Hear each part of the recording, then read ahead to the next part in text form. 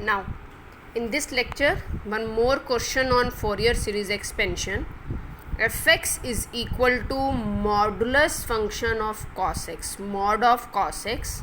X is lying between minus pi and pi. इसकी Fourier series expansion क्या होगी? Fx is equal to mod cos x minus pi to pi.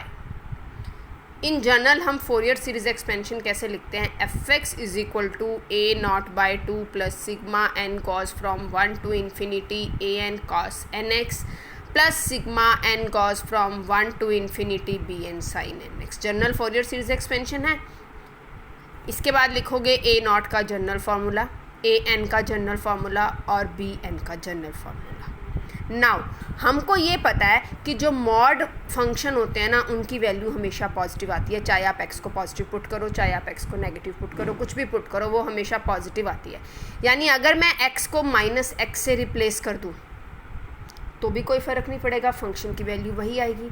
And if f of minus x is equal to f of x, तो इसका मतलब ये जो function है हमारे पास, ये फंक्शन इवन फंक्शन हो गया. ये ऑड इवन हमेशा आपने माइनस से प्लस वाली लिमिट में चेक करना है, ये चीज़ याद रखना. f ऑफ माइनस एक्स और f ऑफ x सेम आएंगे, क्योंकि मॉड की वैल्यू तो ऑटोमेटिकली बाद में वही आनी है हमारे पास.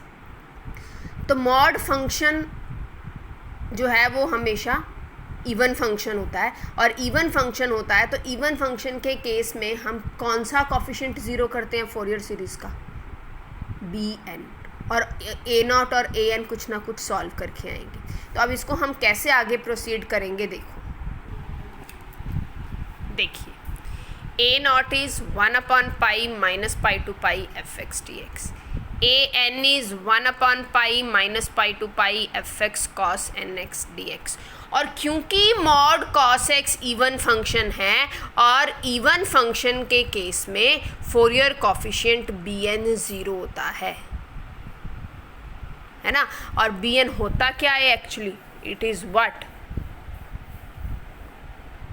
1 upon pi minus pi to pi F X sine N x D x. ये ज़ीरो होगा. क्यों? क्योंकि ये ऑड है, सॉरी ये इवन है, ये ऑड है, और इवन इंटू ऑड फंक्शन क्या होता है? Odd function. और ऑड के केस में इस इंटीग्रल की वैल्यू क्या हो जाती है? ज़ीरो हो जाती है. और a नॉट क्या बनेगा? 1 upon pi minus pi to pi F x D x. क्योंकि ये इवन फंक्शन है, तो इवन फंक्शन के केस में ये पूरा इंटीग्रल डबल हो जाता है और लिमिट ज़ीरो से हो जाती है.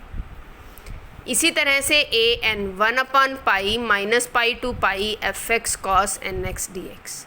ये भी इवन, ये भी even, even into even, even. और इवन के केस में इंटीग्रल डबल हो गया, लिमिट हाफ हो गई. और ऐसा सिर्फ -2 प्लस वाली लिमिट के केस में हम चेक करते हैं.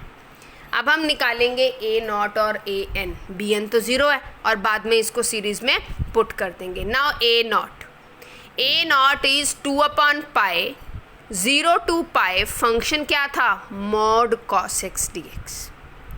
अब आप इसको ये नहीं लिखोगे कि mod cos X means cos X आ गया. नो. अब ध्यान से देखो, 0 से पाई कितने क्वाड्रेंट कवर हो रहे हैं? 2.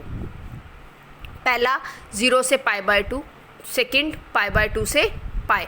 0 से पाई बाय 2 में तो ये एक पॉजिटिव होता है, तो इसलिए मैंने इसकी वैल्यू कॉस एक्स लिख दी. But in the interval minus pi by 2 to pi हमारे पास कौन सा क्वाड्रेंट आ गया? Second quadrant. और सेकेंड क्वाड्रेंट में कॉस क्या होता है? नेगेटिव. जब आप क्वाड्रेंट करते हो ना, क्या आता है? यहाँ पे 0 है, यहाँ पे पाई बाय 2 है, यहाँ पे पाई है, यहाँ पर 3 पाई बाय 2 है, यहाँ पर फिर से 2 पाई है, यहाँ पे ऑल पॉजिटिव, यहाँ पे साइन और कोसिकेंट पॉजिटिव, यहाँ पर टेंजेंट और कोटेंजेंट पॉजिटिव, और यहाँ पर कॉस और सीकेंट पॉजिटिव. अब जब हम सेकेंड क्वाड्रेंट की बात कर रहे हैं पाई बाय 2 से पाई, तो साइन और कोसिकेंट पॉजिटिव, बाकी नेगेटिव, यानी कॉस नेगेटिव होता है. तो मैंने इस लिमिट को ब्रेक कर लिया 0 से पाई बाय 2 और पाई बाय 2 से पाई. 0 से पाई बाय 2 में वैल्यू कॉस एक्स रख दी, पाई बाय 2 से पाई में वैल्यू माइनस कॉस एक्स रख दी. इंटीग्रल तो सेम इवेल्यूएट होगा, माइनस को बाहर ले लेते हैं, लिमिट अलग अलग हो गई। तो cos x का इंटीग्रेशन sin x, लिमिट 0 से पाई बाय 2, cos x का integration sin x, limit pi by 2 से पाई, ये माइनस मैंने बाहर ले लिया। जब sin 90 रखूँगी 1 आएगा, sin 0 रखूँगी 0 आएगा, sin पाई रखूँगी 0 आएगा, sin 90 रखूँगी 1 आएगा, but with negative sign lower limit का, और ये माइनस और ये माइनस प्लस, तो 2 बन गया, और 2 into 2 by pi 4 by pi. तो इस तरह से हमने यहाँ पर क्या इवेल्यूएट किया है, A naught. And in this same way अब हम क्या इवेल्यूएट करेंगे, ए एन। ए एन का फॉर्मूला क्या बनेगा, 2 upon pi 0 to pi F x cos N x D X. F X क्या है, mod cos X, F X क्या है, मॉड कॉस एक्स। और ये जो मॉड कॉस एक्स है, अगेन इंटरवल को ब्रेक कर दिया, 0 से पाई बाय 2 में अलग और पाई बाय 2 से पाई में अलग। 0 से पाई बाय 2 में कॉस एक्स, इसी तरह से पाई बाय 2 से पाई में माइनस कॉस एक्स। ठीक है, अब 2 कॉस ए कॉस बी लगा दें, दोनों में इसका माइनस बाहर ले लो। What is 2 cos A cos B, it is cos A plus B plus cos A minus B. जब इंटीग्रेट करूंगी तो sine N plus 1x upon N plus 1 plus sine N minus 1x upon N minus 1, sine N plus 1x upon N plus 1 plus sine N minus 1x upon N minus 1, limit pi by 2 से पाई। अब denominator में n minus 1 आ गया, इसका मतलब यहाँ bracket में mention कर दोगे n is not equal to 1। हम जो ये ए एन की वैल्यू निकाल रहे हैं, ये n इज़ इक्वल टू 2 से शुरू होगी, n इज़ इक्वल टू 1 के लिए आपको अलग से निकालना पड़ेगा, क्योंकि अगर n is equal to 1 put करोगे तो समथिंग अपॉन 0 इन्फिनिटी बन जाएगा ये। ठीक है, अब हम इसको इवेल्यूएट कर लेते हैं, लिमिट पुट करते हैं पाई बाय 2।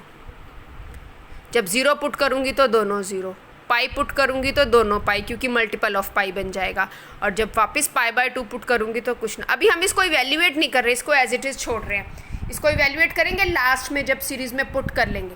तो अभी ये बन गया sine N plus 1 pi by 2 by n plus 1, sine N minus 1 pi by 2 by n minus 1, ये माइनस और ये माइनस प्लस बन के देखो सेम टर्म आ रही है तो मैंने 2 टाइम्स लिख दिया, ये भी सेम टर्म आ रही है तो मैंने 2 टाइम्स लिख दिया, but n is not equal to 1।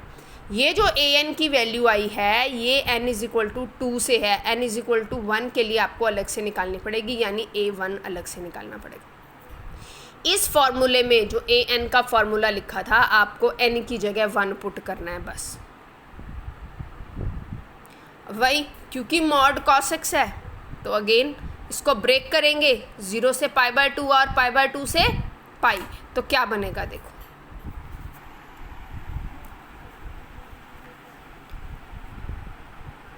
cos x into cos x cos square x हो गया, और इसमें वैल्यू नेगेटिव थी तो नेगेटिव तो बाहर लिख दिया, और cos x into cos x cos square x बन गया, क्योंकि n की वैल्यू 1 रखी थी तो cos nx की जगह cos x रखेंगे, और एक cos x ऑलरेडी था हमारे पास तो cos स्क्वेयर x बन गया। cos स्क्वेयर x को आप ट्रिग्नोमेट्रिक फार्मूले से लिख सकते हो 1 plus cos 2x by 2, 1 plus cos 2x by 2।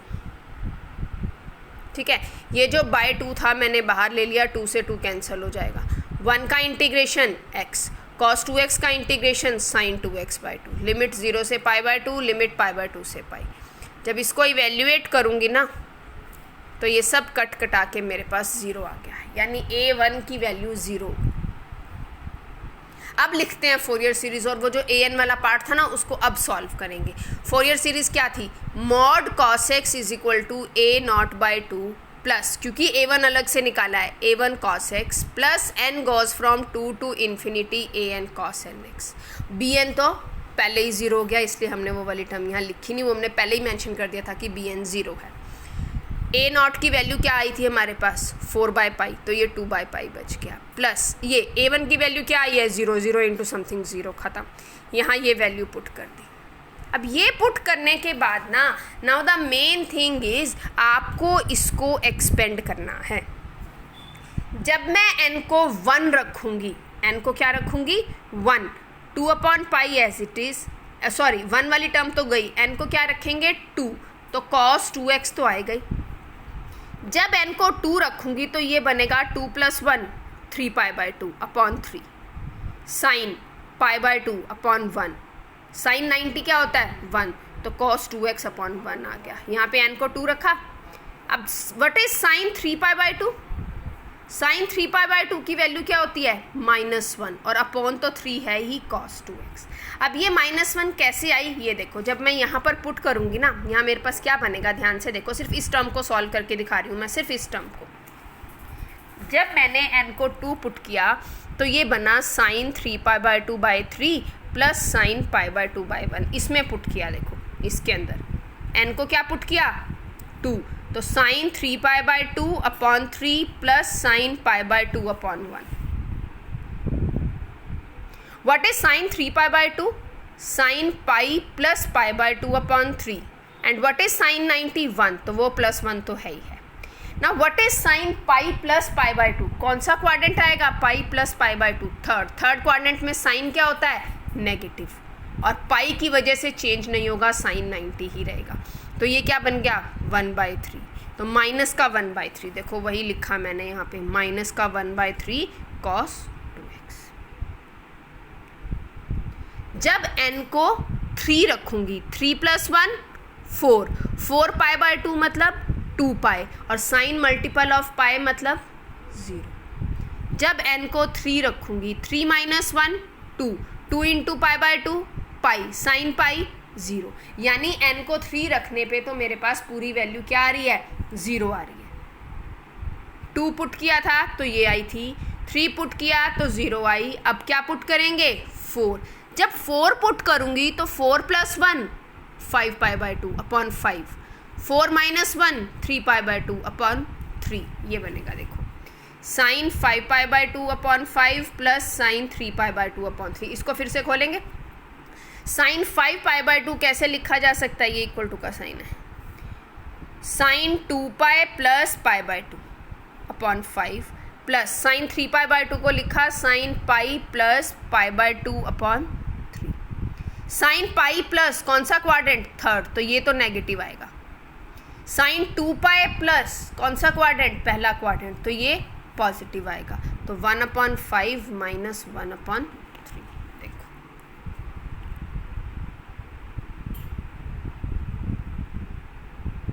अब 5 + 1 6 π/2 3π 0, 5 - 1 4 π/2 2π, पाई का मल्टीपल है 0, क्योंकि 3 नॉन ज़ीरो टर्म दिखानी है। तो अब एक n की वैल्यू 6 पुट करेंगे, 6 + 1 7 π/2, 6 - 1 5 π/2, ये नेगेटिव आएगा ये पॉजिटिव आएगा, तो -1/7 plus 1/5 cos 6x and up to infinity. LCM लेके इसको सॉल्व कर लो, 2 कॉमन आ रहा है।